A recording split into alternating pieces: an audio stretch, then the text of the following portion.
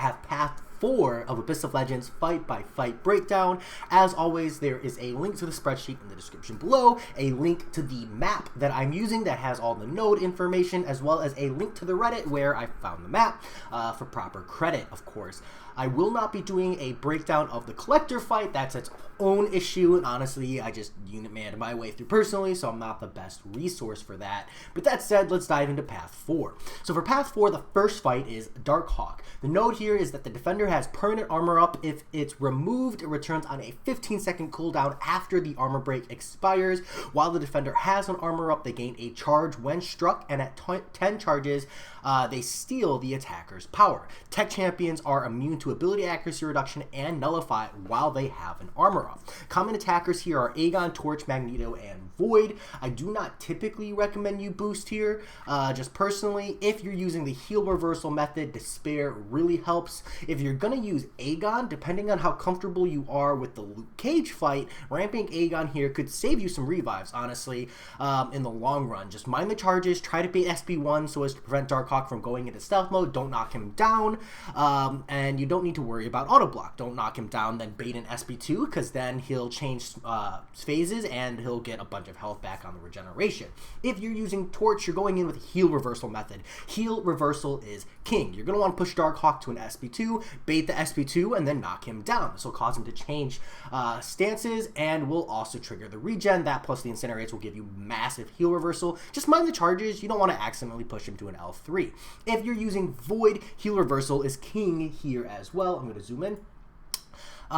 Essentially, you're going to do the same exact thing, just mind the charges. You don't want to push him to an L3 on accident. But another thing here is that the Petrifies and the Fear of the Void can actually cause Darkhawk to reverse power gain when he's stealing your power. So be mindful of this when you're pushing him to an L3. Essentially, you just L1 to minimize the amount of power he's reverse power gaining to prevent this from being an issue.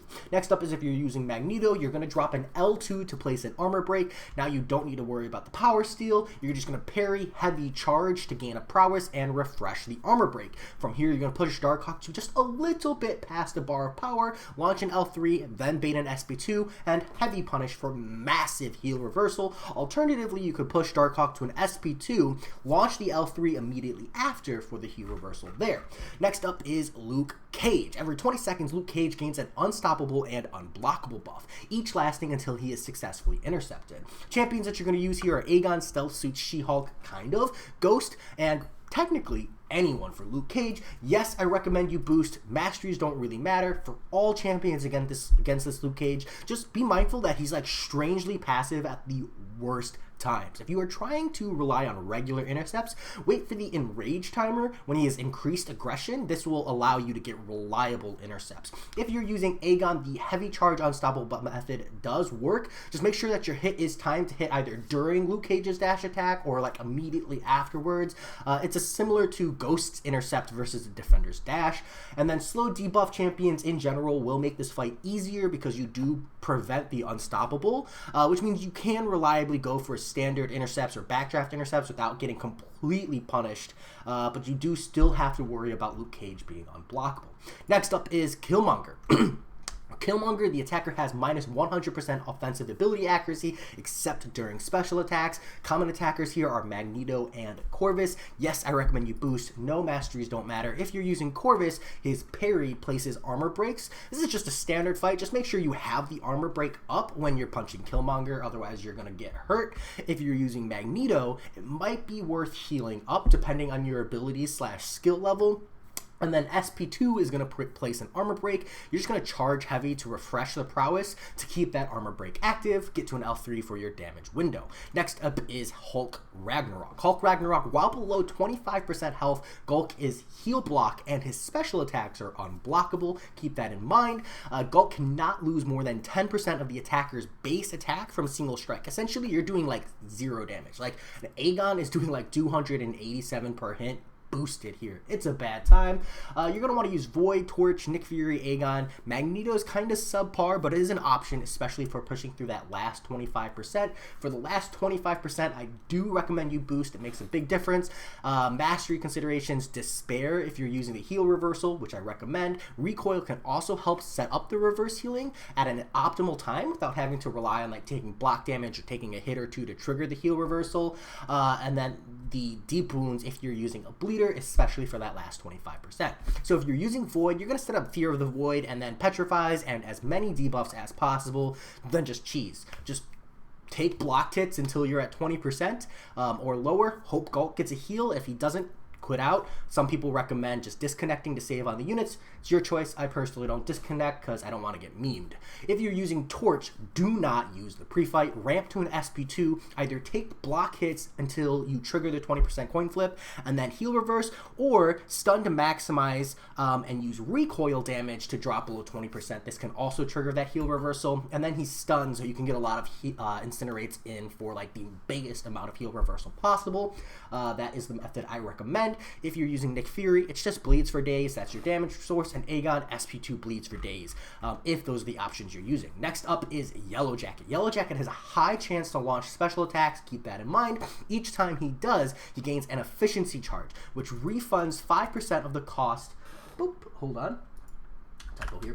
Refunds 5% of the cost of all special attacks, while above 2 bars of power, Yellowjacket is power locked. So common attackers here are Nick Fury, Aegon, and honestly, any heavy hitter can do some good work on this Yellowjacket. Yes, I recommend you boost. Masteries don't really matter too much. For all champions against this Yellowjacket, you're going to bait L1s early and make sure you're properly distancing to keep from getting clipped. Additionally, after Yellowjacket has launched a couple of L1s, it's actually really easy to push him to an L2, bait the L2, and then punish it. Super easy. Nick Fury, it's the best to use the same method as you would for any other champion, but an aggressive method could be pushing to unblockable using the L1s, and then using Nick's L2 to stun and punish Yellowjacket in the corner. A lot of times, if you're holding block or with the Abyss nodes, he's still really passive, even with his special if you're holding block. So you can like 4-hit block or 4-hit pause and then punish again, or 5-hit punish. It works really, really well. You can get a lot of free hits in that way, and then use the L2 to stun, and because he's power locked at 2 bars, you can get a lot of hits in just for free. Not as efficient, but it does work. Next up is Mordo. Every 10 buffs that expire / are nullified on the attacker, it places a 15-second Fate Seal debuff on the attacker. This is removed early. It deals 100% of the defender's attack as direct damage. Just don't use Aegon. Common attackers are Torch and Void. Yes, I recommend you boost. No Stupefy can be helpful so that the parry stun timer is reduced. It's helpful. It's not needed. Essentially, this is a standard Mordo. Have fun. Next up is Mephisto. Same node. Every 10 buffs that expire or are nullified on the attacker, place a 15-second Fate Seal debuff on the attacker. This is removed early. It deals 100% of the defender's attack as direct damage. Again, don't use Aegon here. Essentially, you're going to use Torch, Void, or an Incinerate immune. I really only recommend boosting if you're using Torch, because it's not like a particularly tough fight. Mastery consideration isn't really important. Torch, this is an easy one-shot. If you're using the pre-fight, you can block the special one for Smolders. Proximity while the Aura of Incineration from Mephisto is active gives you Smolders, and if you're not using the pre-fight, just use your L3 to get into the Nova Flame phase and get damage. Just make sure you're mindful of the power gain from Incinerates being placed on Mephisto, and honestly, if you're just using an Incinerate immune, it's pretty much just a Mephisto, as long as you're not using Aegon. Next up is Ghost Rider. At the start of the fight and every 20 seconds, after Ghost Rider inflicts an Incinerate debuff on his opponent, Torch or Void, or honestly any Incinerate immune works here. Yes, I recommend you boost. No, masteries don't matter, and honestly, this is a free fight if you're using an Incinerate immune. Next up is Korg. The attacker has minus 100% offensive ability accuracy except during special attacks. Common attackers here are Doom, Magneto, Nick Fury, and Aegon. Yes, I recommend you boost. Pacify Mastery can help a bit with the stun shrug, but honestly, you just work your way around it. Hold heavy, bait heavies. that kind of mechanic. If you're using Doom, a double Fury rotation is very tricky to manage. If you get it, good for you. If you don't, do know that a single Fury rotation works very well and very consistently. Just make sure you time the L2 to when Korg does not have rock stacks so that he's not shrugging the incinerates. Magneto, energy attacks, so you don't have any thorns to worry about, but you have kind of like damage output you need to be considerate of. And then Aegon, you just adjust your playstyle, really shallow light attack intercepts, so you bait heavies, but you can get really good damage off with Aegon this way. Next up is the Hood. For the Hood, at the start of the fight and every 20 seconds after, the attacker is inflicted with a poison and bleed debuff. The Hood is also much more likely to launch an SP2 or an SP3. Essentially, you're going to want to use Aegon or any poison or bleed immune champion here. Yes, I recommend you boosting. No masteries don't matter.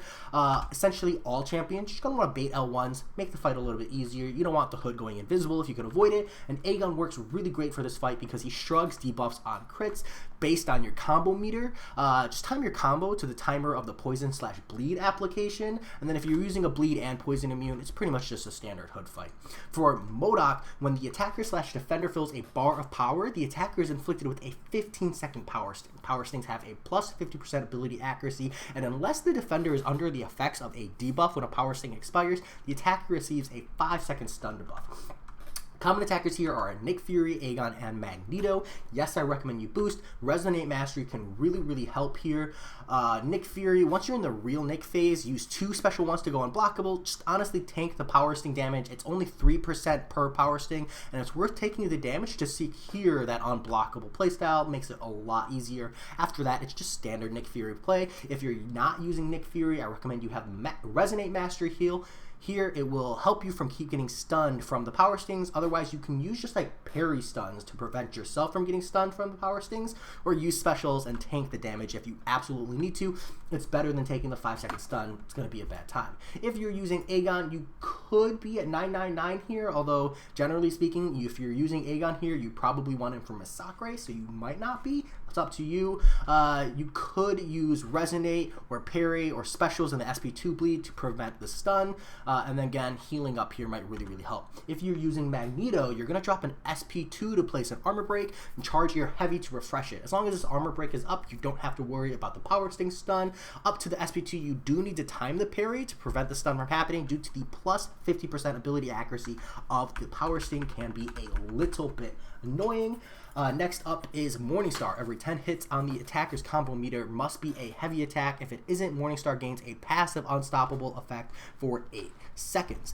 Torch, Aegon, or a non-contact or bleed immune champion is what you're going to want to use here. Yes, I recommend you boost. Know your masteries don't matter. And for all champions here, you just want to make sure that when you're making a contact attack against Morningstar, that there is a 50% chance you will bleed. So you need a bleed immune or a non-contact attacker here. Additionally, all champions, you will want to make sure that you watch the hit counter on Morningstar and heavy to avoid the unstoppable passive. Otherwise, it's a something you kind of just got to wait out. 8 seconds isn't too bad. If you're using Torch, you can parry. Just parry to build up smolders, slow play in one hit periodically to push for a potential one-shot. It is a 5.8 million health Morningstar though, so enjoy that. If you're using Aegon, he does shrug the bleeds, so not as big of an issue as long as you get a little bit of good RNG there.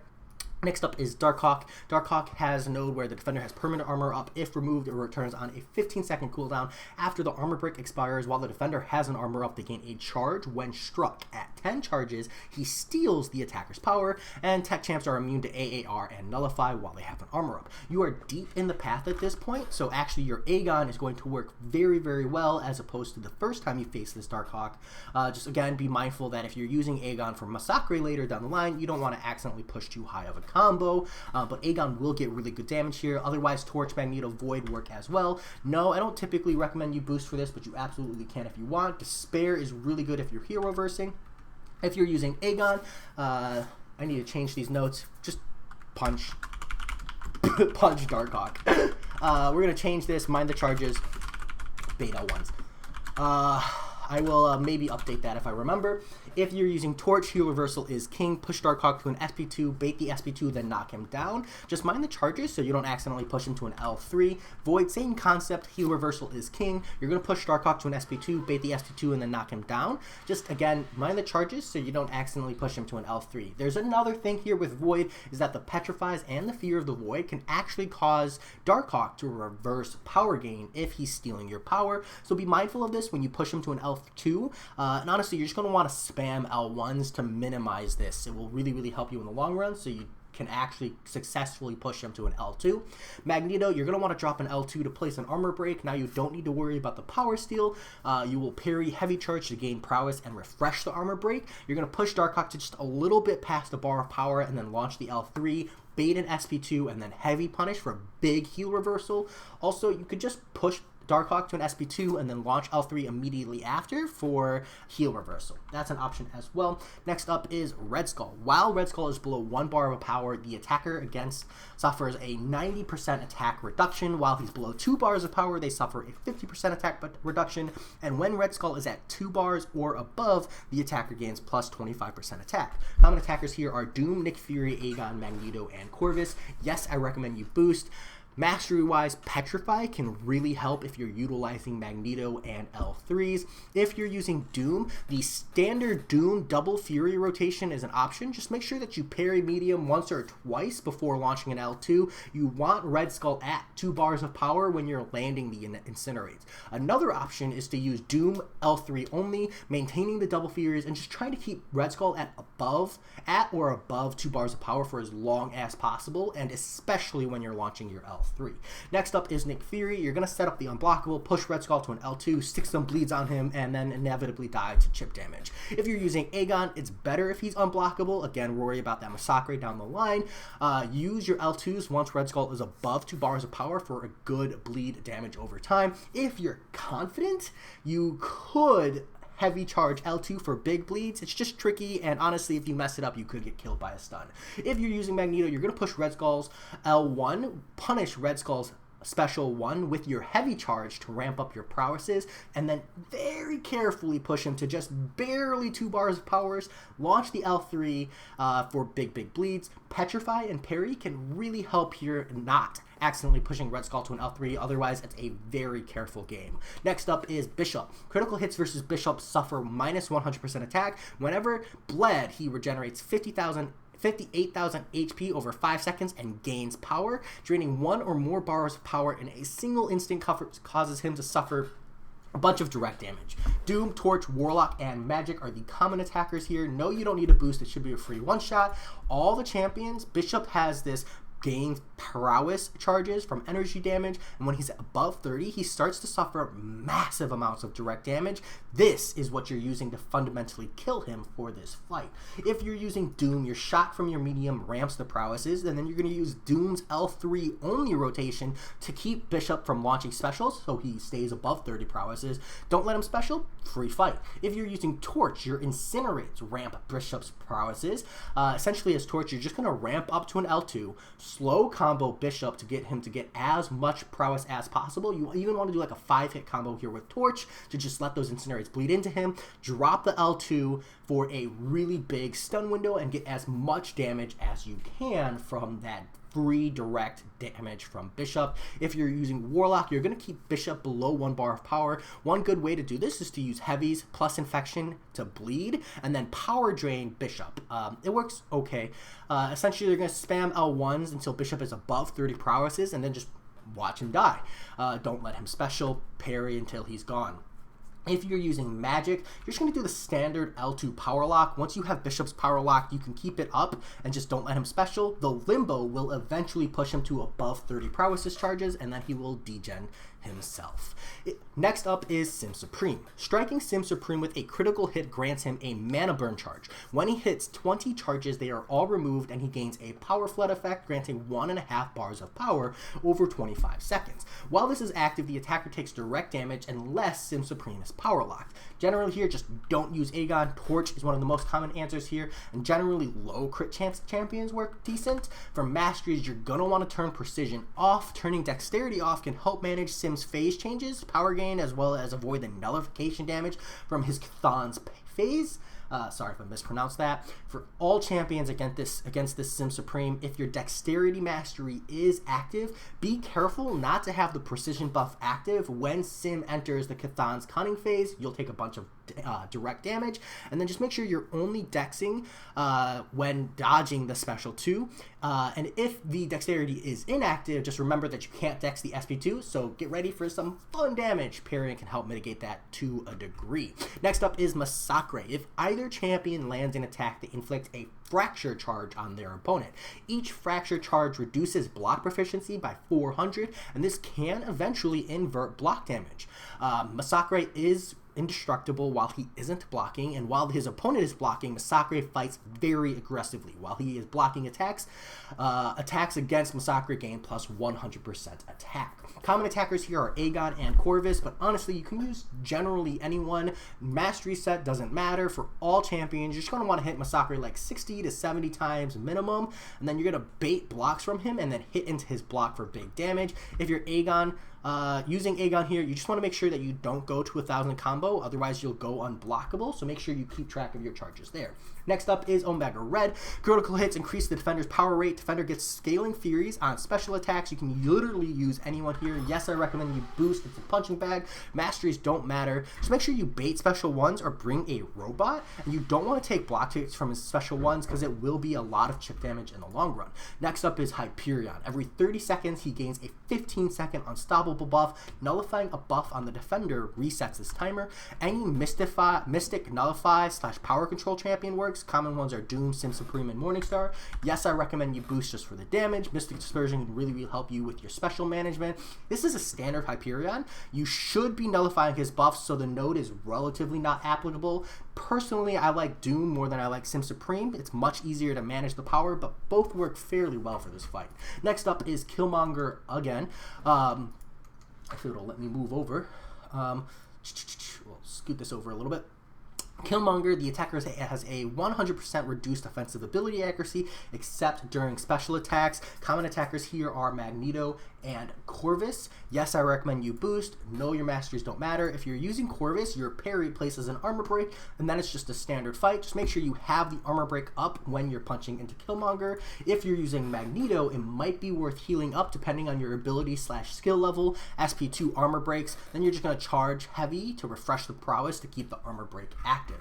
Finally, last fight on this path is a Karnak. So the dexterity and the parry mastery do not function in this fight. Both champions are permanently power locked, and the attacker suffers minus 50% attack, but gains plus 2% for each hit on their combo meter. Aegon is the most common attacker used here. Honestly, anyone who can heavy corner works well, and even if you can't heavy corner, any champion works well for this Karnak. Yes, I recommend you boost. No, your masteries don't matter. Aegon is much easier because the unblockable attacks give you an easy opening. Standard backdraft intercepts or heavy counters work very well. Aegon can also easily heavy corner Karnak if you'd rather heavy corner, but I found that doing regular attacks gave me a better damage output. Heavy corner champions just push Karnak to the corner and then heavy corner, rinse and repeat. And then honestly, any champion works here. Just get good at intercepting. That is the path for path 4. Good luck and enjoy your run. As always, I hope you enjoyed, and I'll talk to y'all later. Peace.